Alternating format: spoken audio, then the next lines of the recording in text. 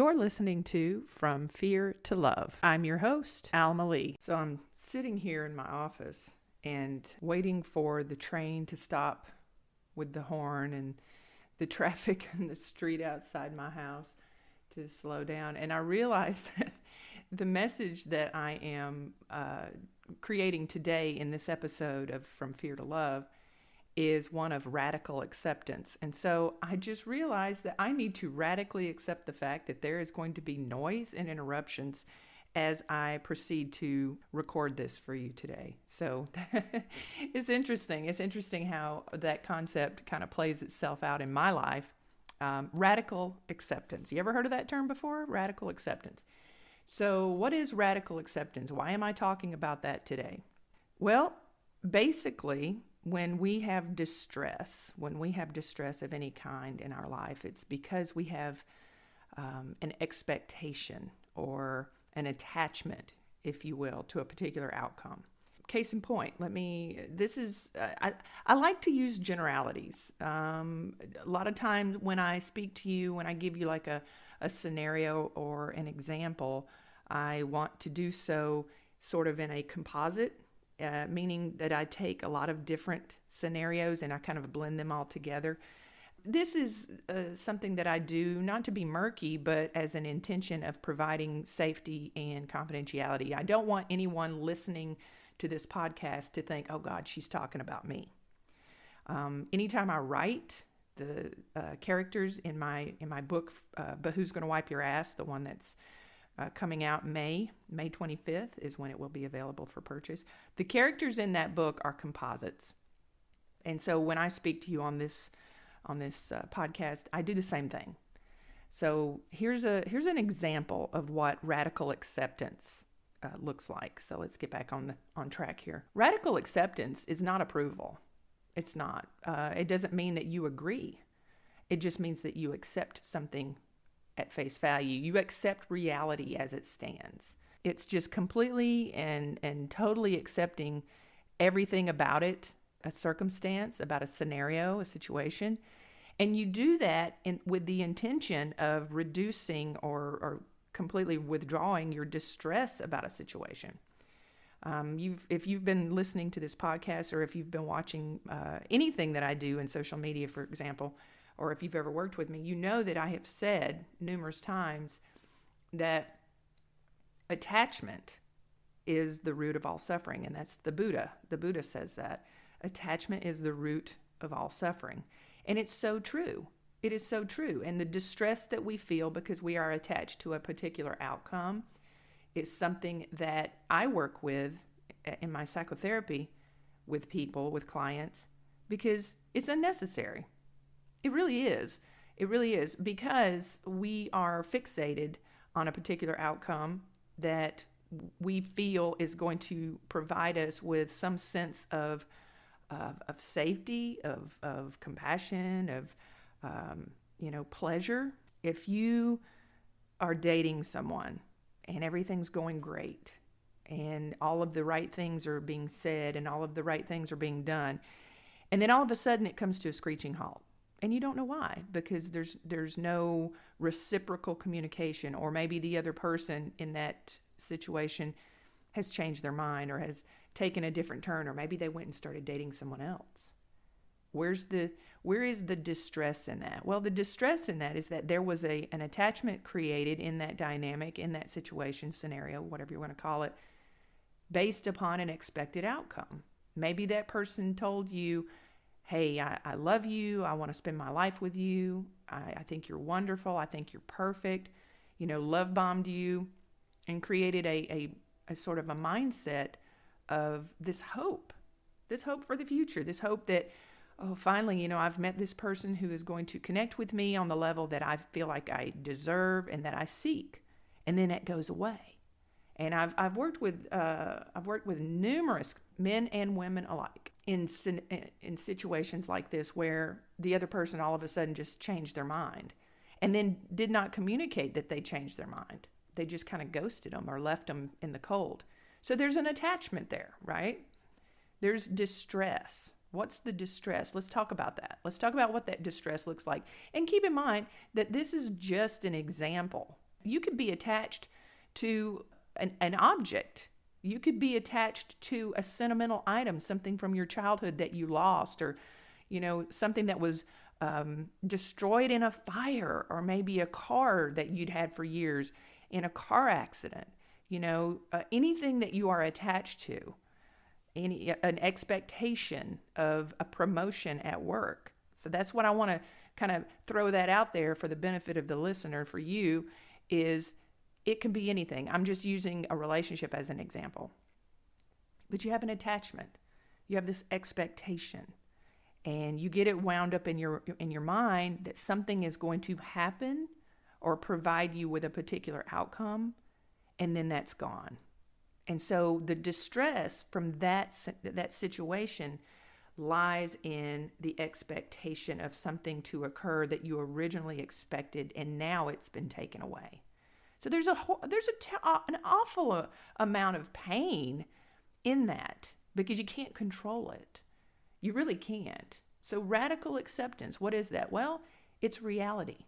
This person that professed to love you, wanted to be with you, maybe they mentioned marriage, all of a sudden is gone. Poof, they're out of there. They said one thing and did another. That's not fair, is it? That's not right for somebody to, it feels like a complete and total lie. It feels like you were taken advantage of. It feels like they did it from the beginning as a means to manipulate you. And you feel foolish on the other end of that, right? I've experienced that. Foolishness when you connect with someone that is not at your level. I've experienced it more times than I can count. I have an enormous amount of empathy to my clients who go through this level of distress. But what's the difference between me and someone who is struggling? Well, I practice radical acceptance. I practice it, and it alleviates probably half of the distress that you have to that attachment. And it helps you to remove the attachment as well from that particular outcome by just simply accepting reality. And it's quite literally the mindset of, it is what it is. When you ever heard that? Have you ever said that? It is what it is. It is what it is. That in and of itself is radical acceptance. It is what it is. And then you provide yourself with the sanctity of taking your own power back out of that situation, because you have observed it as it is, in its reality, in its shape, in its fashion, however it presents to you, that the original attachment, the original expected outcome has changed. You're not going to be with that person any longer. You're not going to have that car any longer because it was in an accident. You lost your baby blanket in the fire, or your favorite book, or your stuffed animal, or whatever in the fire. Your expected outcome has shifted. When you sit down and you consciously and willfully accept reality, you lessen your distress.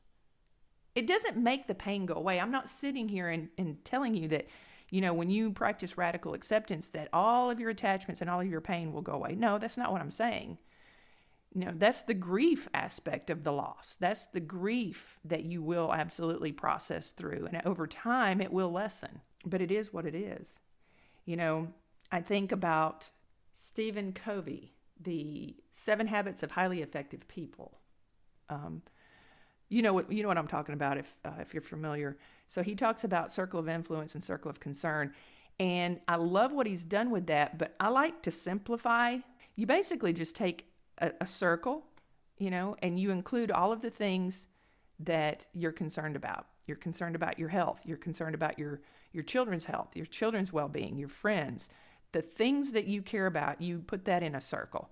And then in another circle, you put in the things that you can affect and influence, like to the degree that you can influence. In other words, you can positively affect your own personal health by taking better care of yourself, by not practicing harmful habits, that you exercise, you drink water, and you avoid using drugs and alcohol. The soup du jour, the things that you need to do in order to maintain your health. But you also have to understand too that there's a limitation to that, because you have the components of genetics, and you're predisposed genetics to that, and but you can definitely influence that. So that these are the things, your circle of concern and then your circle of influence. And the things that you can influence. How much influence do you have? How much control do you have over the things that you're concerned with? And wherever those circles overlap is where you should invest your emotional energy. Everything else, you just kind of have to radically accept it at face value. There are things out there that you can influence that you don't really care about. You know what I'm saying? You can influence certain things that are not something that you choose to invest your emotional energy in. But the things that you care about and the things that you can influence, wherever those two circles overlap is where you should invest your time and energy and your efforts. I was talking to someone recently about something that was deeply personal, and it was in regards to childhood memories and having lost a lot of those memories due to this individual had an event that caused them to lose memory. And the distress that this person expressed to me, I listened in this conversation. I listened to what they were saying, and I listened to the distress, and the things that they were, talking about was, you can't possibly understand what it's like to lose a part of yourself. And so we talked about that, and I asked him, I said, what is it that you fear? What is it? Where's the distress? Because with any situation, with anything that we try to navigate in this life, especially when it's causing us problems and pain, we need to understand why. We need to understand, why is it causing distress? Why is it causing pain? What is the connection? Where's the connection? Because here's the thing. You can't control what other people do, think, say, or feel. I mean, you might be able to possibly influence it a little bit, but overall, you can't control anything else outside of yourself. You can only control two things: your actions and your reactions. This person and I were talking about the distress that he was feeling in regards to the loss of some memories. And I said, well, why do you care? Because that's what I do. I mean, I ask those kind of those hard-hitting questions. It's not to put people on the defense. It's more or less just to get them to think about why they're upset and where is the attachment. Like, if you forgot about something, why should you care about it? Well, I think that I should care about having those memories. Well, why do you think that you should care about having those memories? Well, I feel like, my sibling has memories and I don't. Okay. What's, again, digging in deeper. Where's the attachment? Where's the pain? Where's the distress? I think you could shift that perspective. I would offer up an alternative viewpoint in that maybe, you might not have the memories of the positive things, but you also don't have the memories of the trauma. And then this person, he goes into detailing, well, I feel like I should. And so here's what we ironed this out. After, a lot of back and forth in the questions, it really is just rooted in a sense of worthiness of self. It is the distress that this person was feeling was directly related to, I feel like I'm not earning my keep when it comes to these relationships. But you can't control it. If the memories are gone and you don't have the recollections, why worry about it? Well, I feel like I'm not doing my part. You feel like you're not doing your part because you're expecting the external validation and feeling like you should be something or someone for someone else. So it's deeply rooted in a sense of worthiness of self. If I feel completely confident in myself and I know that I have value as a person, and I have a brain event that causes me to lose part of my memory, my go-to, my reaction and response to the loss of my memory, because I'm a confident person and because I know my self-worth, is not going to be rooted in a distressful response that's based on, well, I feel like I'm not connecting with these people. I'm not going to feel that way. If I'm confident and I feel like I have self-worth, my response to that is not going to be one of deprecation. It's not going to be one of feeling, oh God, I can't do this for these other people. I'm not going to think that way because I'm not going to feel that my worthiness is tied up in what I can do for other people. At some point in the game, you have to realize and you have to get to a point of frustration where you're just tired of actively seeking the validation from other people. You've got to radically accept reality. And this is what I was conveying to my client is you cannot control where those memories are. You can't control it. You can't change it. You can't change it. The response, the distress, the self-implied self-deprecation that my client was engaging in was a direct response to, I need to express to other people how badly I feel that I am no longer capable of contributing to these types of discussions or having a memory to participate in these relationships with. And so what I did was I explained to him is you're just going to have to shift. That is now your reality. You don't have to like it. You don't have to approve it. You don't have to say, this is okay with me. It doesn't have to be okay in order to accept it and accept reality. I think that a lot of the distress that my clients feel, and I know that I felt this way as well, is rooted deeply in the wounded inner child, the wounded child. A lot of what we do, say, think, and feel as adults is directly correlated to the wounded child. And in our interactions with other people, the activities that we engage upon in our brain, in our self, is directly related to protection of that inner child.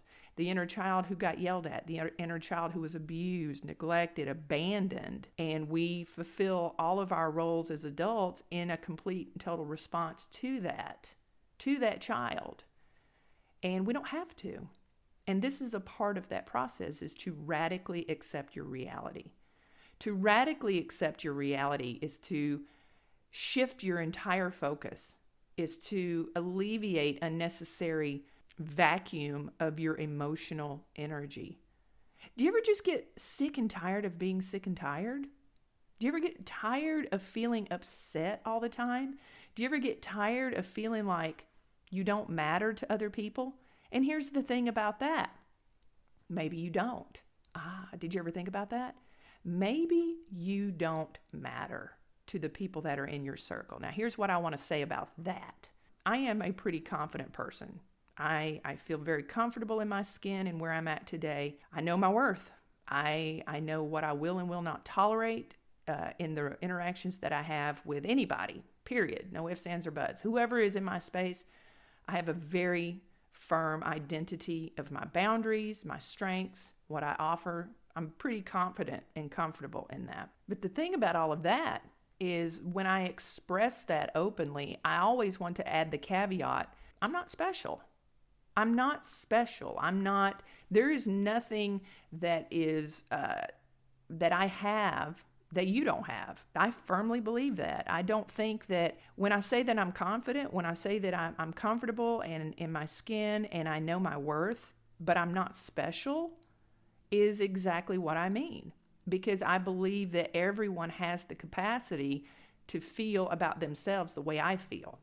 Now, that being said, I know that if I were to associate with people who didn't appreciate that about me, that didn't care about me, that didn't see my value or agree with how I felt about myself, I'm certain that there are people out there in the world that I could encircle myself with and just have nothing but people, negative haters in my atmosphere. I think that's possible. I could absolutely do that.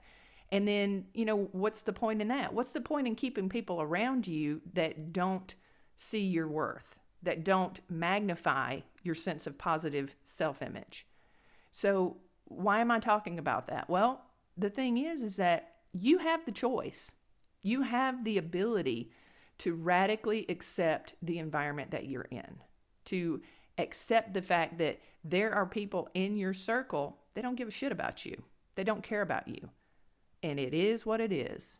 Just like what I was saying earlier. What can you do about it? Once you accept the reality of what you're in, what you're facing, how you're feeling, then you can make changes.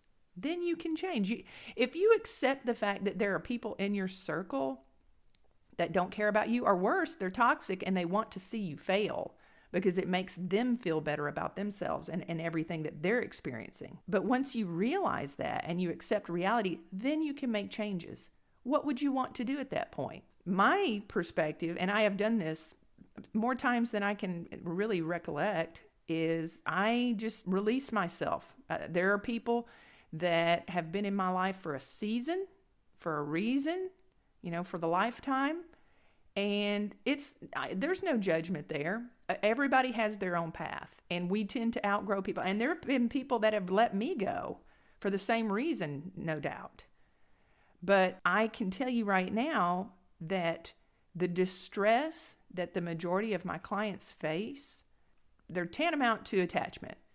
And so here's the takeaway. When you radically accept whatever condition that is, someone said they loved you and then they decided they didn't. You bought a car, you've been making payments on it, you got into a car accident, the car's gone, you got to get a new car. Your house burned down, childhood family home, your favorite blanket, your stuffed animal, your diary, your computer. You lost some things that are irreplaceable. There's distress in that because there's an attachment.